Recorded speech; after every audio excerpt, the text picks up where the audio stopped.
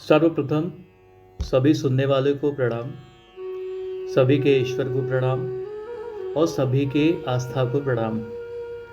आज का जो हमारा विषय है वह ईश्वर, कर्म और भाग्य के विषय में है। हर व्यक्ति का एक सवाल होता है कि ईश्वर क्या है। तो चलो सबसे पहले इसी का जवाब देते हैं। ईश्वर क्या है? एक आस्था है, एक ऊर्जा है। ऐसा व्यक्ति जो ईश्वर में विश्वास रखता है, जो आस्तिक प्रवृत्ति का है, उसके लिए ईश्वर क्या है? ईश्वर एक आकार है जिसका मनन वो करता है। और जो ईश्वर को निरंकार यानी कि उसके आकार में विश्वास नहीं रखता है, उसके लिए ईश्वर एक ऊर्जा है। उस ऊर्जा का प्रवाह ही उसके जीवन को जगमग करता है। हिंदू धर्म की मान्यता कहती है कि ईश्वर कण कण में व्याप्त है। अगर आप कहीं भी आस्थावान हो जाइए किसी भी वस्तु को लेकर, अगर आपको लगता है कि उसके भीतर ईश्वर है, तब आपको उसमें ईश्वर दिखाई देने लगेगा। वो कोई पेड़ पौधा हो सकता है, कोई मूर्ति हो सकती है, या आपके घर में रखी हुई किताबें।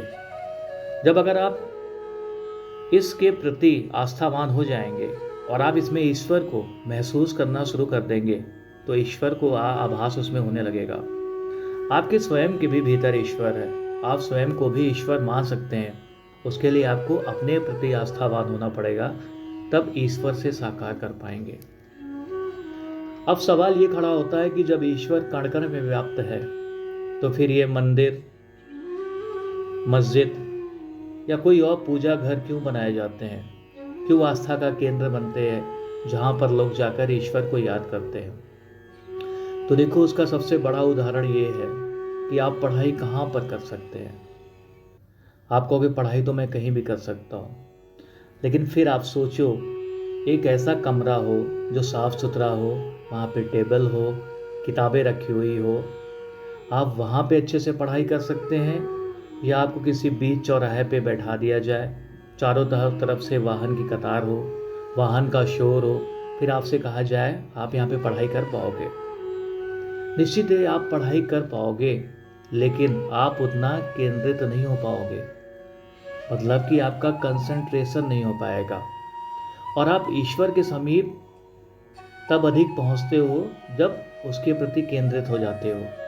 अन्यथा आप पूजा घर जाओ, आप वहां से लौट आओगे, आपको वो आपकी आंतरिक अनुभूति नहीं होगी कि आपने ईश्वर से मुलाकात की है, ईश्वर से साक्षात्कार किया हुआ है। उसके लिए आपको केंद्रित होना पड़ेगा। तो ईश्वर के प्रति दो बातें होती हैं, या तो आप उसके प्रति आस्था रखते हो या ईश्वर में रम जाते हो। ईश्वर के प्रति आस्था रखने का मतलब है कि हम एक ऐसी ताकत को अपने जीवन में महसूस करते हैं जो पल पल पे हमारा साथ देती है। यानी कि जब हम मुसीबत में हैं तो हमारे भीतर एक जज्बा होता है कि ईश्वर हमारे साथ खड़ा हुआ है, ईश्वर हमारी ताकत है।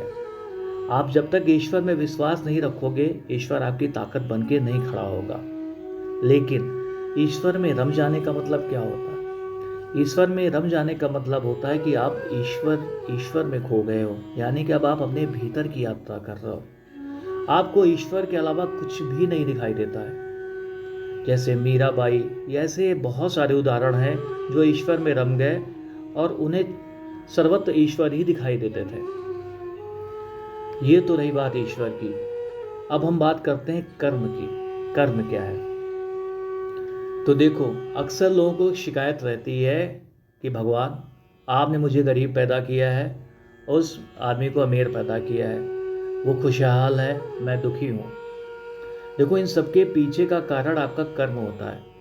अगर आप कर्म नहीं करोगे तो ईश्वर आपके साथ नहीं आएगा। कर्म आपको करना पड़ेगा अगर आपको आगे जाना है। जो व्यक्ति खुशहाल है, या तो उन्होंने कर्म किया है या उनके किसी पहले की पीढ़ी के सदस्य ने किया हुआ है।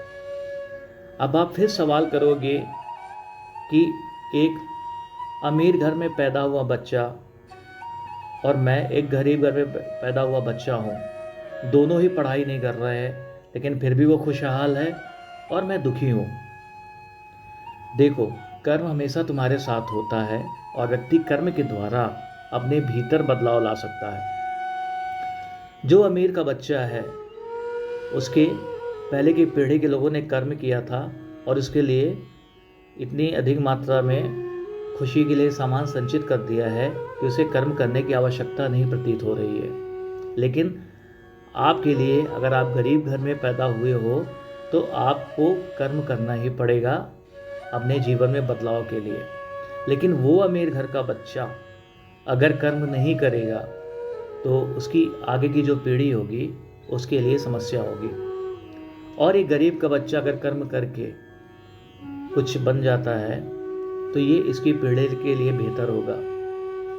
ऐसा नहीं है, क्योंकि बहुत सारे अमीर घर में पैदा हुए बच्चे बाद में कुछ नहीं कर पाते हैं और उनके संपूर्ण सुख समृद्धि का पतन हो जाता है। और आपने सुना होगा कि किसी गुमती में पला बड़ा बच्चा बाद में चल के IAS बन जाता है और अपनी पीढ़ी को बदल देता है। तो कर्म सभी को करना पड़ेगा। अगर एक पीढ़ी कर्म नहीं करती है तो अगली पीढ़ी उसके लिए प्रेरित होती है, यानी कि आभाव अगली पीढ़ी के लिए एक बेहतर वो होता है, एक जरिया होता है जब वो कर्म की दिशा में प्रेरित होता है। अब इसमें भाग्य का क्या रोल है? लोग कहते हैं कि वो व्यक्ति बहुत भाग्यशाली था, वो सफल हो गया, मैं भाग्यशाली था, मैं असफल हो गया। तो जो ये भाग्य का रास्ता है ना, वो कर्म के द्वारा ही खुलता है। अगर आप कर्म नहीं करोगे तो भाग्य भी आपका साथ नहीं देगा। UPSC की परीक्षा में प्रत्येक वर्ष बड़ी संख्या में प्रतियोगी छात्र परीक्षा देते हैं। कुछ पहले चरण में बाहर हो जाते हैं, फिर कुछ मुख्य परीक्षा देते हैं। अंत में जब साक्षात्कार होता है तो उसमें बड़ी कम संख्या में लोग रहते हैं, लेकिन उसमें भी सारे सफल नहीं होते हैं। तो अगला व्यक्ति कह सकता है कि मैं दुर्भाग्यशाली था, वो भाग्यशाली था, उसे कम आ रहा था, मुझे ज़्यादा आ रहा था, तब भी मैं सफल नहीं हो पाया। तो यहीं पे भाग्य का खेल शुरू होता है। भाग्य का कुछ अलग ही क्राइटेरिया होता है, यानी कि अगर मैं किसी के साथ किसी प्रतियोगिता में हूँ और दोनों के पास बराबर की शक्ति है, लेकिन कुछ परिस्थितियाँ ऐसी बन सकती हैं कि मैं विजेता हो जाऊँ और अगला विजेता ना हो जाए। जैसे कोई समुद्र में नौका रेस हो रही हो और जब पहला व्यक्ति जा रहा हो तो उसके समय हो सकता है कि समुद्र शांत बैठा हो, उसके लिए नाव चलाना आसान हो सकता है।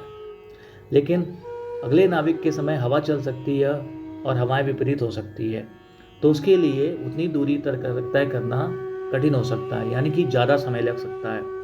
तो भाग्य का खेल यहीं पे होता है कि कुछ परिस्थितियाँ ऐसी बन जाती हैं, कुछ बाह्य परिस्थितियाँ ऐसी बन जाती है, कुछ आंतरिक परिस्थितियाँ ऐसी बन जाती है कि अगला व्यक्ति सफल हो जाता है, हम असफल हो जाते हैं। हो सकता है कि हम परीक्षा के एक दिन पहले बीमार हो जाएं और हम उतना समय पढ़ाई में ना दे पाएं जितना अगले ने दे दिया। तो ये सारा का सारा भाग्य का खेल है। तो इसलिए जीवन में आगे बढ़ना हो तो ईश्वर में आस्था रखो, कर्म करो, और भाग्य का एक छोटा सा रोल है जो आपकी जीवन में सफलता का कारक बन सकता है। धन्यवाद।